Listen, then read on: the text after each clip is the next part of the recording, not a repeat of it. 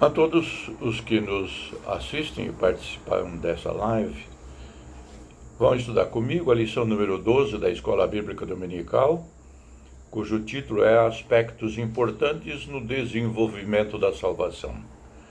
O textuário é o que nós encontramos em Filipenses capítulo 2, versículo 12, que diz: Assim, meus amados, como vocês sempre obedeceram, não só na minha presença, porém muito mais agora, na minha ausência, desenvolvam a sua salvação com temor e tremor. Os objetivos desta lição, primeiro, é conhecer aspectos importantes no desenvolvimento da salvação. E depois, em segundo plano, perceber que a vida cristã é dinâmica e envolve santificação, perseverança e aperfeiçoamento. E por último, praticar. Deus nos concede a possibilidade de vivermos uma vida de intimidade com Ele. Aceite o desafio. Como introdução, a presente lição é resultado da escorreita lavra do ilustre pastor Elton Batista de Mello, presidente da Junta de Educação e Publicações da Convenção das Igrejas Batistas Independentes do Brasil e pastor da primeira Igreja Batista Independente de Curitiba. Seu título, como já disse, Aspectos Importantes no Desenvolvimento da Salvação. Descreve ele que salvação é pela graça. É obra exclusiva da graça e amor do Senhor pela vida do ser humano. Mas tão logo somos salvos, começa a nossa caminhada chamada santificação, que durará pelo restante de nossa vida na terra. O crescimento espiritual é um dos mais importantes, se não o mais importante aspecto da salvação. Infelizmente, muitas pessoas acreditam que a salvação começa e termina simplesmente dizendo sim a Jesus Cristo. Isso não está tão longe da verdade. Quando dizemos sim a Jesus Cristo, o céu se alegra, porém, nossa salvação não termina aí. Ela realmente está apenas começando.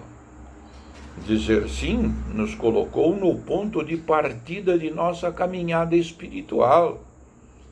E há muito terreno a se percorrer. Neste processo de crescimento, 3 atitudes são essenciais para que alcancemos a plenitude da vida espiritual santificada. A. Desaprender velhos hábitos. B. Praticar as disciplinas espirituais. E C. Ser perseverante para fazer isso em todo o tempo. Como ponto número 1, o destaque é desaprender os costumes do velho homem. Ainda muito que devemos desaprender dos velhos conceitos de vida para aprender dos conceitos da nova vida, a fim de que possamos estar onde Deus quer que estejamos, para que Ele possa nos usar inteiramente para a sua glória. É por isso que o crescimento espiritual é tão necessário a nós como cristãos nesta hora. Representa ir além do básico e caminhar em direção a uma vida de total devoção a Deus.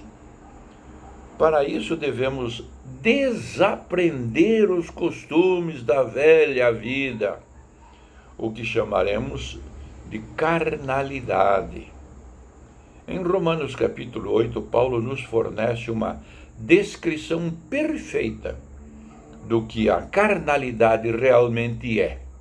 Em resumo, carnal significa aquilo que é segundo a carne. Pode-se definir como carnal a maneira de nos comportarmos antes de conhecermos a Cristo.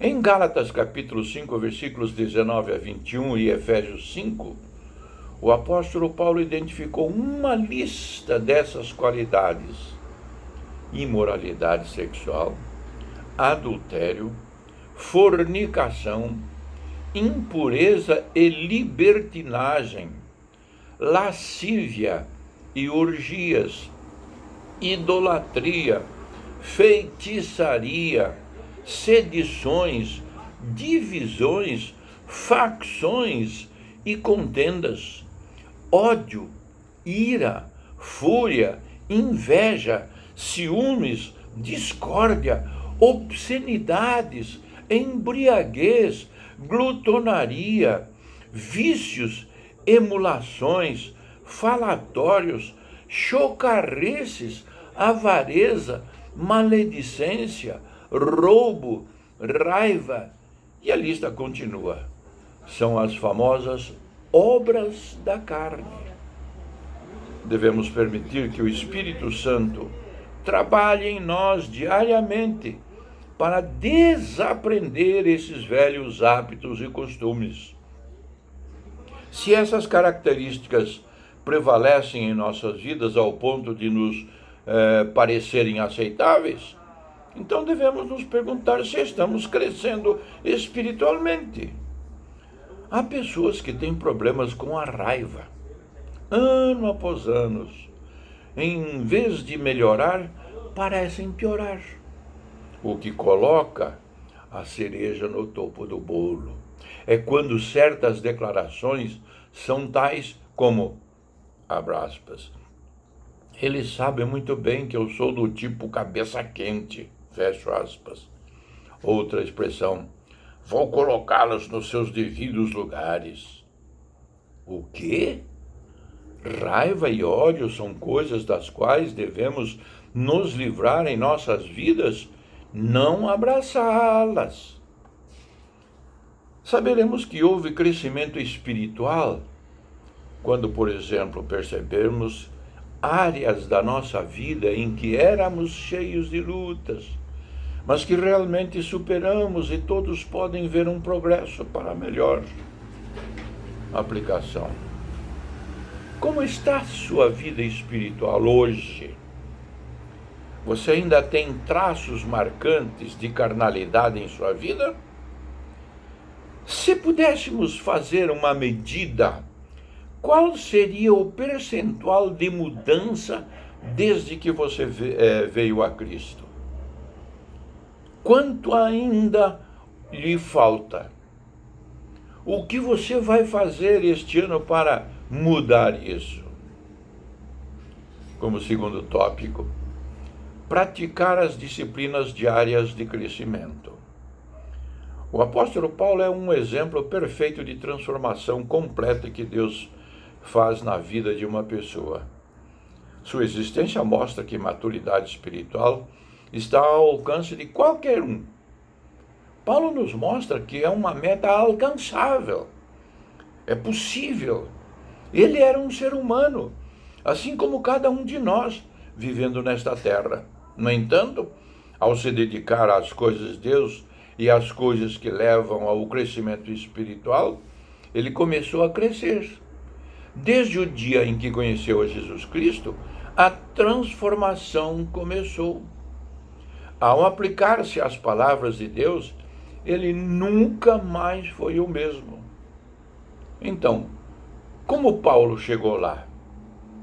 Como ele mudou de mal para bom, de violento em pacificador, de assassino em amante da alma dos homens, de perseguidor dos seguidores de Cristo em obreiro zeloso na igreja de Deus?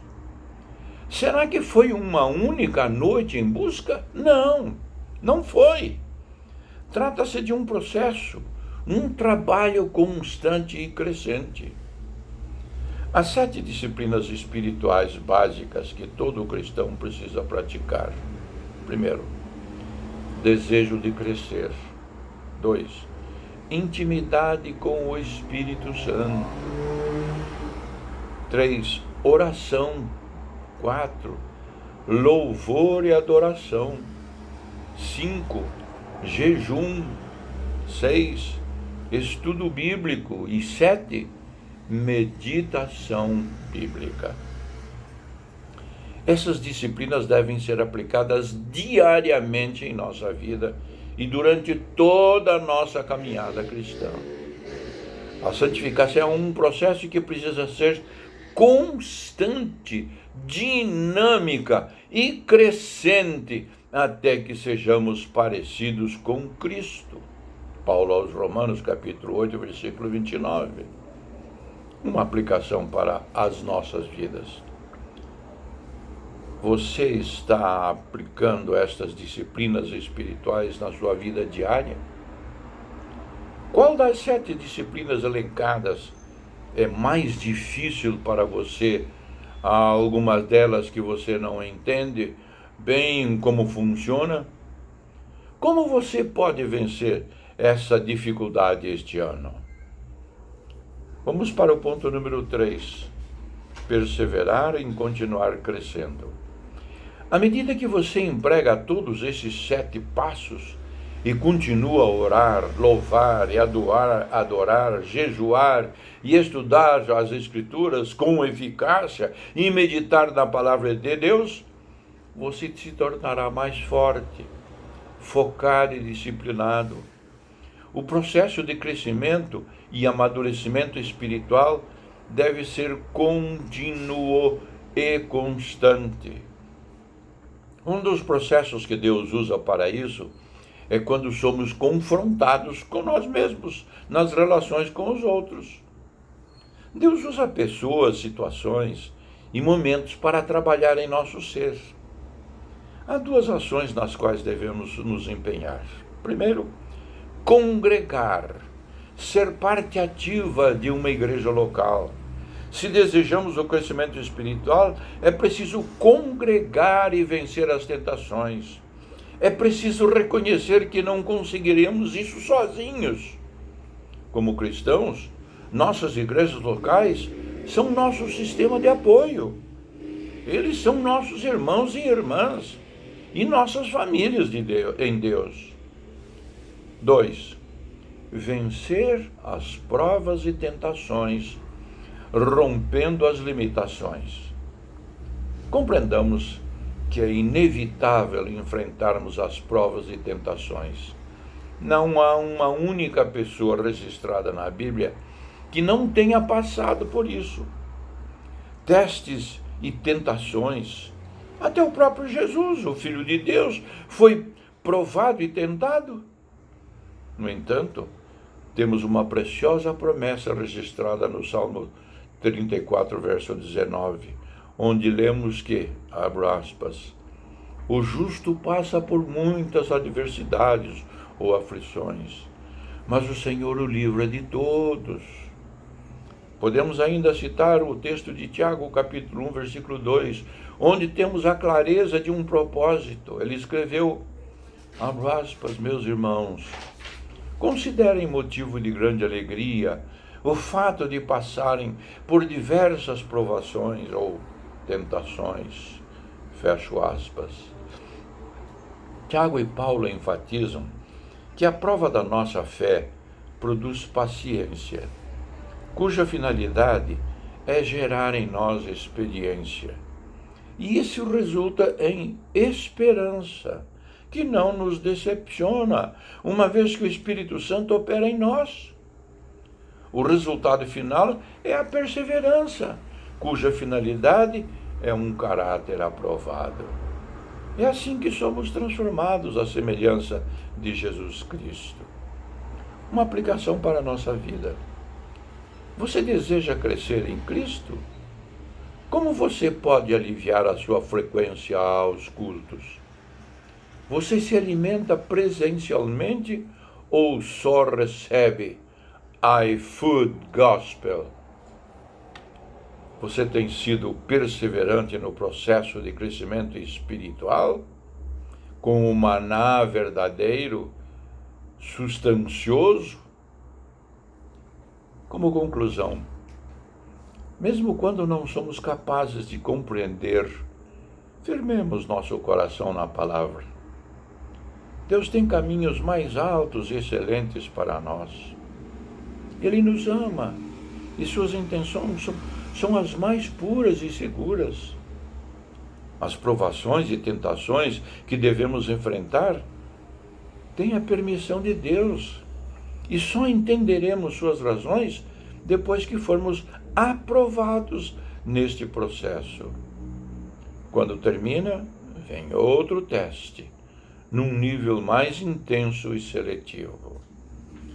A principal razão é nós aproximarmos dele, Deus. De outra forma, só viveríamos as nossas vidas sem prestar atenção nos detalhes. Deus quer e consegue extrair de nós qualidades que estavam escondidas para trabalhar em nosso caráter, para nos fazer uma joia que Ele pode usar para seu propósito. Ele não faz nada pelo puro prazer de nos ver sofrer.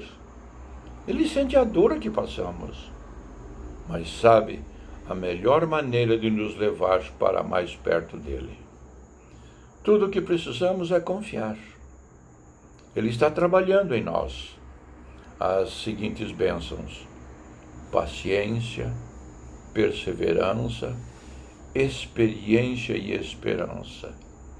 O resultado final será o seu crescimento espiritual. Ao terminar, oro para que você se sinta encorajado com as maravilhosas promessas registradas na palavra de Deus, que leio. 1 Coríntios 10, 13.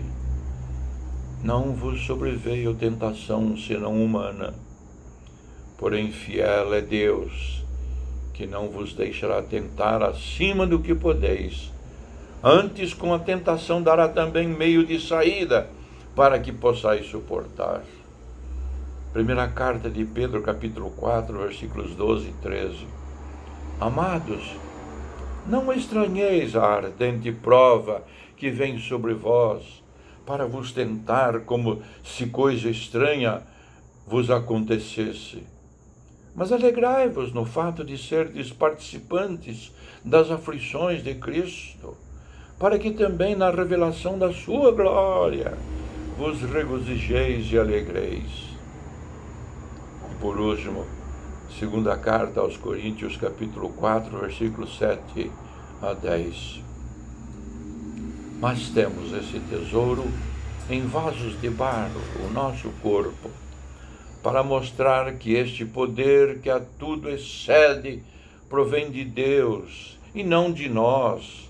De todos os lados somos pressionados, mas não desanimados. Ficamos perplexos, mas não desesperados. Que Deus lhe abençoe.